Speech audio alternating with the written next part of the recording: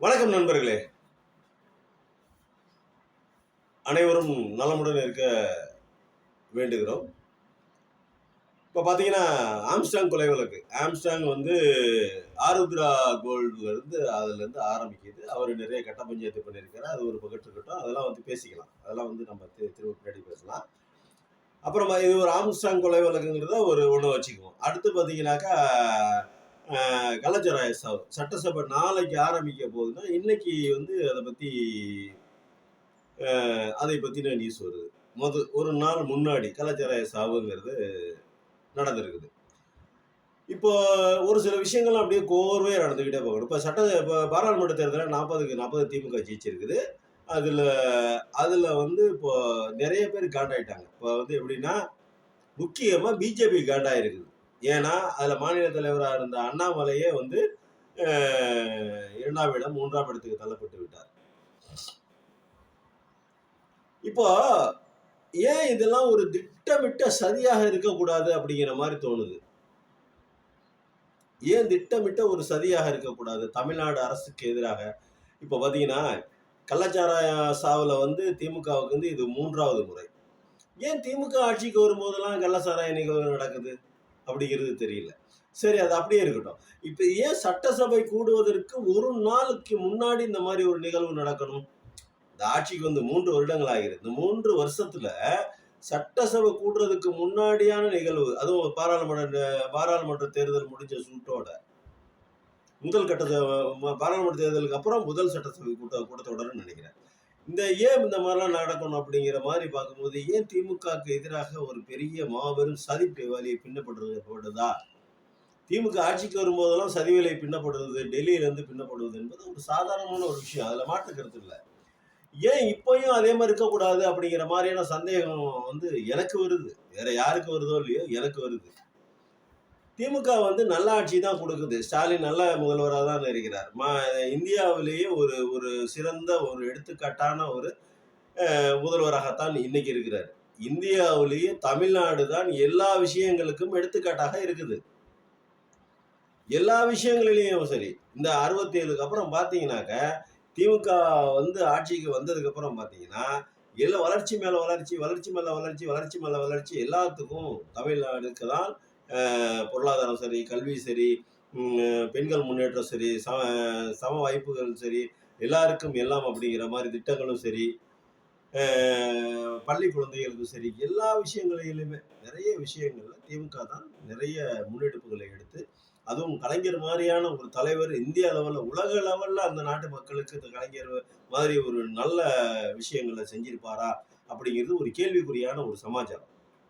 நீங்க எடுத்து பாருங்க, கலைஞருடைய சாதனைகளை எடுத்து பார்த்தீங்கன்னா வரிசையா வரும். பத்தாததுக்கு இந்த சீமான் மாதிரி தமிழ் தேசியம் அப்படின்னு சொல்லிட்டு போலி தமிழ் தேசியம் பேசிக்கிட்டு அவர்கள் ஒரு பக்கத்து வர்றாங்க. அவர்கள் என்னென்ன பேசுறாங்க அப்படிங்கிறத இந்த வீடியோல எல்லாத்தையுமே இந்த வீடியோல ஒரு பெரிய வீடியோவா இருந்தாலும் பரவாயில்ல, இந்த வீடியோல பேசிடுங்க. ஏற்கனவே ஒரு காணொலியில படித்தேன். யாரு நம்ம உமாபதி அண்ணன் இருக்காரு பார்த்தீங்களா, அவருடைய காணொலியில ஏற்கனவே உத்தரவா சொன்னார். இந்த ஆவின் பால் ஆவின் பால் அந்த விஷயத்திலேயே வந்து பார்த்தீங்கன்னா, அதில் உள்ள அதிகாரிகள், போக்குவரத்து அந்த விஷயங்கள்லாம் வந்து பார்த்தீங்கன்னாக்கா, நிறைய வந்து இந்துத்துவ ஆட்கள் பெற்றது. அதிமுக ஆட்சியில நுழைக்கப்பட்ட ஆட்கள் இன்னும் அவர்களை மாற்ற முடியல. இன்னும் அப்படியே தான் இருக்குது. அவர்களை மீறி திமுக அமைச்சரால ஒன்றும் செய்ய முடியல அப்படிங்கிற மாதிரியான விஷயத்த உமாபதி அண்ணன் சொல்லியிருந்தாங்க. இதையெல்லாம் யோசிச்சு பார்க்கும்போது, கடந்த ஒரு 10 ஆண்டுகள்ல பார்த்தீங்கன்னா, அந்த ஜெயலலிதா ஆண்ட 6 வருடங்களுக்கு அப்புறம் இந்த 4 ஆண்டுகள்ல பழனிசாமியை முன்னிறுத்தி, எடப்பாடியாரை முன்னிறுத்தி பின்புறமாக பிஜேபி ஆகப்பட்டது. நிறைய பிஜேபி காரங்கள, ஆர்எஸ்எஸ் காரங்கள, இந்துத்துவ சிந்தனை உள்ள அதிகாரிகளை பல துறைகளிலும் நிறுவிருச்சோ அப்படிங்கிற மாதிரியான ஒரு பயம் வந்துருக்கு. இப்போ பார்த்தீங்கன்னா, ஒரு அரசு அலுவலகம் வந்து எல்லாத்துக்கும் பொதுவான அலுவலகம் தானே. ஆனால் நிறைய அரசு அலுவலகங்கள்ல பார்த்தீங்கன்னா, கோயில்கள் இருக்கிறது. நிறைய அரசு திருச்சியிலே பாருங்க, நிறைய அரசு அலுவலகங்கள்ல, மாநகராட்சி அலுவலகங்கள்ல கோயில் இருக்கிறது. அது எப்படி ஒரு அரசாங்க அலுவலகத்துல ஒரு தெய்வத்தை மட்டும் ஏன் எப்படி வச்சு நம்ம வழிபட முடியும்? எல்லா மதமும் சம்மதம் என்று ஏற்றுக்கொண்ட இந்திய அரசியலமைப்பு சட்டப்படி நிறுவப்பட்ட அரசு அலுவலகங்கள்ல ஒரு மதத்தை மட்டும் எப்படி வச்சிருக்க முடியும் அப்படிங்கிற மாதிரியான நிறைய கேள்விகள் வருதுங்க. அந்த கேள்விகள்லாம் இது என்னுடைய மனதில் தோன்றிய கேள்விகள். இத வந்து நம்ம வந்து என்ன பண்ணிடணும்னா, அரசாங்கம் மறுபரிசீலனை செய்யணும். இந்த மாரி அதிகாரிகளை வச்சிருப்பது, சரி இப்போ உளவுத்துறை வந்து இப்போ ஆம்ஸ்ட்ராங் கொலை வழக்கிலே உளவுத்துறை வந்து 2, 3 தடவ அவருக்கு அவங்களுக்கு வந்து பாதுகாப்பு சாரி அந்த 2, 3 தடவ வந்து அவருக்கு நியூஸ் குடுத்துருக்குது. உங்கள இது மாரி ஃபாலோ பண்றாங்க அப்படிங்கிறாங்க. இந்த நியூஸ வந்து முதல்வர்ட்ட சொன்னாங்களா? குற்ற உளவுத்துறை வந்து முதல்வர்ட்ட சொன்னாங்களா? ஏன் அந்த உளவுத்துறையில இருக்கிறவங்க அவருக்கு ஏன் பாதுகாப்பு குடுக்கல? மறைமுகமாக அவர வந்து ஃபாலோ செஞ்சு அவருக்கான இந்த மாரி தவறான நிகழ்வுகள் நடப்பதற்கான வாய்ப்புகள் இருக்குன்னு சொல்லிட்டு சொன்னவங்க, ஏன் இத வந்து சட்டப்படி முதல்வர்ட்ட சொல்லி அங்கருந்து முதல்வருக்கு தெரியுமா? தெரியாதா? இந்த மாரி பாதுகாப்பு இன்மையில இருக்காரு அவரு. அவருக்கு எந்த நேரம் வேணா ஆபத்து வரலாம் அப்படிங்கிற மாரி ஒரு சூழ்நிலை முதல்வருக்கு தெரியுமா? தெரியாதாங்கிறது ஒரு கேள்வி. அது நமக்கு தெரியல. உளவுத்துறை சொன்னுச்சா இல்லையான்னு தெரியல. ஆனா சொன்னோம். சம்மந்தப்பட்டவங்கள்ட்ட இன்ஃபார்ம் பண்ணோம் அப்படிங்கிறாங்க. சம்மந்தப்பட்டவங்கள்ட்ட இன்ஃபார்ம் பண்ணாக்க, அதுக்கு வந்து நீங்க இது குடுக்கணும்ல. பாதுகாப்பு குடுக்கணும்ல. அது யார்கிட்ட இருக்குது? அது யார் சார்ந்தது? யார் செய்யணும் அத? இந்த மாரியான பல கேள்விகள் வருதுல்ல. ஏன் துப்பு குடுக்க தெரிஞ்சவங்களுக்கு ஏன் பாதுகாப்பு குடுக்க தெரியல? அப்படிங்கிற மாரி தெரியல. ஏன் அவர் வீட்டு வாசல்ல நிக்கும்போதே எப்படி போய் வெட்டிக் கொல்வதற்கான ஒரு ஒரு தைரியம் வந்து எப்படி வந்தது? இந்த மாரி நெறைய இப்போ இன்னைக்கு கூட ஒரு காணொளில ஒருத்தர் கேட்கிறாரு. துப்பாக்கி வாங்குனது வந்து ஆம்ஸ்ட்ராங்க்கும் காவல்துறைக்கு மட்டும் தான் தெரியும். லைசென்ஸ் துப்பாக்கி இருக்கிறது. அது எப்படி எதிரிகளுக்கு தெரியும்? அப்படிங்கிற மாரி ஒரு கேள்விய வைக்கிறாருங்க. இந்த மாரி பல கேள்விகள் இருக்குங்க. இப்போ வந்து ஆருத்ரா கோல்டு வந்து ஒரு ஒரு நம்மலாம் யோசிச்சு பார்ப்போங்க. ஒரு பண மோசடி பண்றாங்க. உங்களுக்கு நிறைய சலுகைகள் தரோம், நிறைய வட்டி தரோம், நிறைய வந்து உங்களுக்கு லாபங்களை தருகிறோம் அப்படின்னு அ பொய் சொல்லி ஒரு நிறுவனத்தை ஆரம்பிக்கிறாங்க. அந்த நிறுவனத்தில அவர்களை நம்பி, அவர்களுடைய அந்த ஆடம்பரங்களை நம்பி பல பேர் வந்து பணத்த கொட்டுறாங்க, போடுறாங்க. நிறைய பேரு பணத்த இழக்குறாங்க. அப்போ இழந்த பணத்த இழக்குறாங்க. அப்போ இழந்தவங்களுக்கு ஆதரவாக, பணத்தை இழந்தவர்களுக்கு, சொத்தை இழந்தவர்களுக்கு ஆதரவாக வருவது குற்றமா? இல்ல அவர்களுக்கு ஆதரவாக வந்து இந்த பணத்த கொஞ்சம் குடுத்துருங்க அப்படின்னு முறைப்படி பேசி வாங்கி கொடுப்பது குற்றமா? அப்ப அது அப்படித்தானே ஆரம்பிச்சுச்சு இந்த பிரச்சனை இப்போ. இப்ப ஆருத்ரா கோல்டு வந்து அப்படித்தானே ஆரம்பிச்சுச்சு. இந்த இந்த ஆம்ஸ்ட்ராங் கொலை வழக்கு அப்புறம் அதிலிருந்து தானே ஆரம்பிக்குது. இதுக்கு வந்து பெண் பெ பெ அது வந்து நெறைய விஷயங்கள் சொல்றாங்கன்னு வச்சுக்கங்க. இதெல்லாம் ஒவ்வொருத்தரும் அவன் மனசுக்கு வந்தது, வார்த்தை வந்தது, வாயில வந்தது, இல்ல தெரிஞ்சும் தெரியாமலும் அரைகுறையாக தெரிந்து கொண்டு ஏதோ ஒரு சோர்ஸை வைத்துக்கொண்டு பேசுவது, இந்த மாரிலாம் பேசுறாங்க. ஆனா உண்மையான விஷயம் உளவுத்துறை, காவல்துறை, தமிழ்நாடு அரசு இவர்களுக்கு தான் தெரியும். இந்த உண்மை நிலவரம் என்ன? யாரால, எங்க, எப்படி, என்ன நடக்குது அப்படிங்கிற நிலவரம்லாம் அவங்களுக்கு தான் தெரியும். அப்படி இருக்கிற பட்சத்துல, இந்த ஆருத்ரா கோல்டுல ஆரம்பிச்சு, இப்ப இன்னொரு விஷயம் நம்ம பார்க்க வேண்டியது. இந்த அண்ணாமலை அப்படிங்கிற ஒருத்தர் வந்து வந்ததுக்கு அப்புறம் தான் தமிழ்நாடு சட்டம் ஒழுங்கு சீர்குலைந்து போச்சு. கடந்த 10 ஆண்டுகள்ல இந்துத்துவ சிந்தனை கொண்ட அதிகாரிகள் பிஜேபி காரர்களை, ஆர்எஸ்எஸ் காரர்களை கொண்டு வந்து எல்லாம் நிறைவேற்றதாக எனக்கு முதல் சந்தேகம் ஒண்ணு. 2வது சந்தேகம், இந்த அண்ணாமலைங்கிற ஒரு நபர் பிஜேபியினுடைய மாநில தலைவராக தமிழ்நாட்டுக்கு வந்தது முதல் கொண்டு அவருடைய சிந்தனைகளும், செயல்களும், அவர் பேச்சுக்கு முன்னுக்கு பின் முரணாக பேசுவது, எல்லாத்துக்கும் 262 கோடி ரூபா ஏதோ ஒரு கோடி ரூபாய்க்கு தங்கம் கடத்துனாங்க அப்படின்னு சொல்லிட்டு அதுல வந்து அண்ணாமலைக்கு தொடர்பு அப்படின்னு பத்திரிகைகள்ல ஹெட்லைன்லயே வருது. அப்ப இதெல்லாம் ஏன் உளவுத்துறைக்கு ஒரு பத்திரிகையில ஹெட்லைன்ல போடுற விஷயத்தை உளவுத்துறைக்கு தெரியாதா? தமிழ்நாடு அரசுக்கு தெரியாதா? அப்புறம் ஏன் அவரை வந்து விட்டு வச்சுக்கிட்டு இருக்காங்க? அந்த மாதிரி ஒரு கேள்வியெல்லாம் கேட்க வேண்டியது. அப்பதான் இந்த மாதிரி கேள்வி கேட்டு, ஏங்க ஸ்டாலின் இப்படி இருக்காரு? ஏன் இவ்வளவு நல்லவரா இருக்காரு? ஏன் எல்லாத்தையும் வேடிக்கை பார்த்துட்டு அதுவா சரியா போயிரும்னு நினைக்கிறாரா? இல்ல நம்ம சரி பண்ணா அது பின்விளைவுகள் வேற மாதிரி வரும். மேல பிஜேபி ஆட்சி இருக்கிறதுனால நமக்கும் நம்மளுடைய கட்சிக்கு ஏதாவது பிரச்சனை வரும்னு நினைக்கிறாரா? இது தெரியல. அப்படியே பயப்படுறாருன்னு தெரியல. தமிழ்நாடே உங்க பக்கம் இருக்குது. மக்கள் எல்லாருமே உங்களுக்கு ஓட்டு போடுறாங்க. மக்கள்ல கிட்டத்தட்ட பாதி மெஜாரிட்டியான மக்கள் ஓட்டு போட்டு தான் நீங்க வந்து ஜெயிச்சு ஒரு ஆட்சியில இருக்கீங்க. உங்களுடைய அ கட்சியில ஒரு சில முரண்பாடுகள் இருக்குது. அது நெறைய ஒரு சில சங்கடங்கள் இருக்க தான் செய்யும். அதெல்லாம் வேற விஷயம். அதெல்லாம் விட்டுருவோங்க. நம்மளுடைய பிரச்சனை என்ன? நீங்க ஏன் சார் தவறு நடக்கும்போது, அதை ஏன் சரியான விதத்துல நீங்க கையாண்டு அவர்களை கண்டிக்கக் கூடாது? அப்படிங்கிறது தானே நம்ம கேள்வியா இருக்குது. இப்ப ஆருத்ரா கோல்டு மோசடி இருக்காங்க. சம்மந்தப்பட்டவங்கலாம் பூரா வரிசையா தூக்கி உள்ள போட்டுருங்க. நீங்க செய்ய வேணாங்க. சட்டம் ஒழுங்கு தன்னுடைய கடமையை செய்யட்டும். சட்டம் தன் கடமையை செய்யட்டும். அதுக்கு வழிய விடுங்க.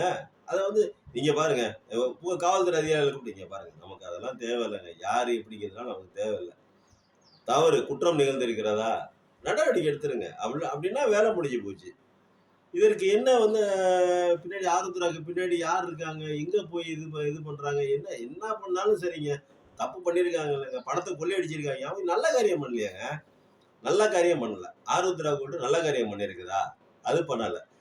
கெட்ட காரியம் தான் பண்ணிருக்கு. அந்த கெட்ட காரியத்த கண்டிக்கலன்னா நம்ம நாடு எப்படி நல்லா இருக்கும்? மக்கள் எப்படி நல்லா இருப்பாங்க? அப்படிங்கிற மாரி ஒரு கேள்வி வருதுல்ல.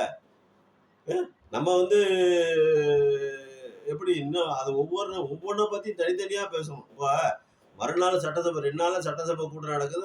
2 நாளைக்கு முன்னாடி அ சாராயம் வருது. ஏன் இத்தன வருஷமா காலங்காலமா 40 வருஷமா, 50 வருஷமா அந்த கல்வராயன் மலையில காய்ச்சுறாங்க, சாராயம் காய்ச்சுறாங்க, கள்ள சாராயம் காய்ச்சுறாங்கன்னு சொல்றாங்கல்ல. ஏன் கரெக்ட்டா சட்டசபை கூடுறதுக்கு 2 நாளைக்கு முன்னாடி மட்டும் ஏன் இந்த மாரிலாம் கலக்குறாங்க?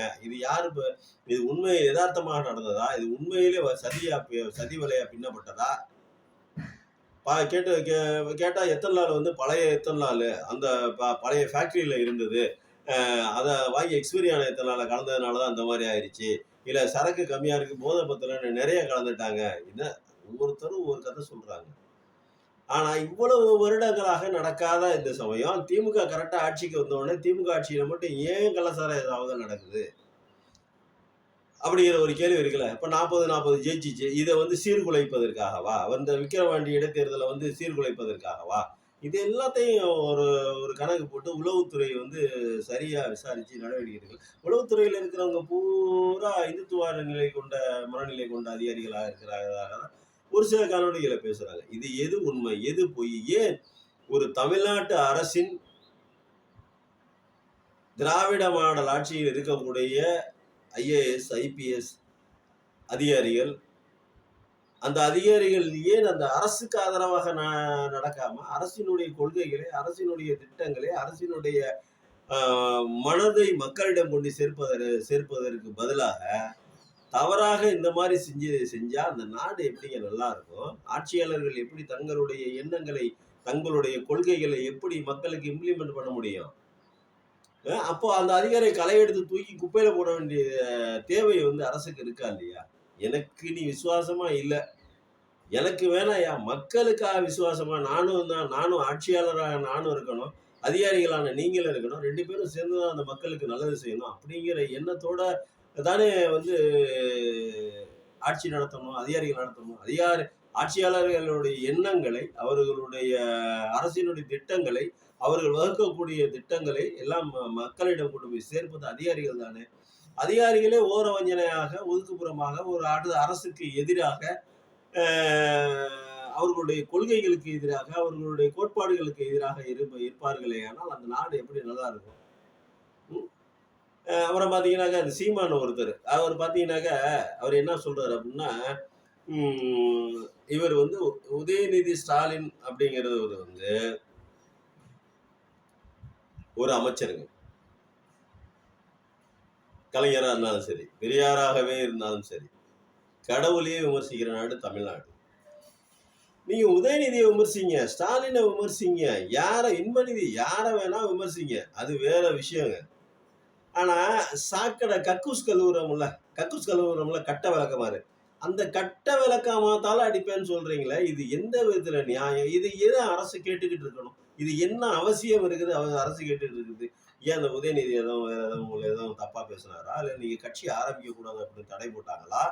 திமுக தரப்புல இருந்து தடை போட்டாங்களா? இல்ல நீங்க வந்து நீங்க வந்து யார பத்தியும் எங்கள பத்தி பேசக்கூடாது அப்படின்னு ஏதாவது சொன்னாங்களா? திமுக அமைச்சர்கள்லாம் திருட்டு பயலு.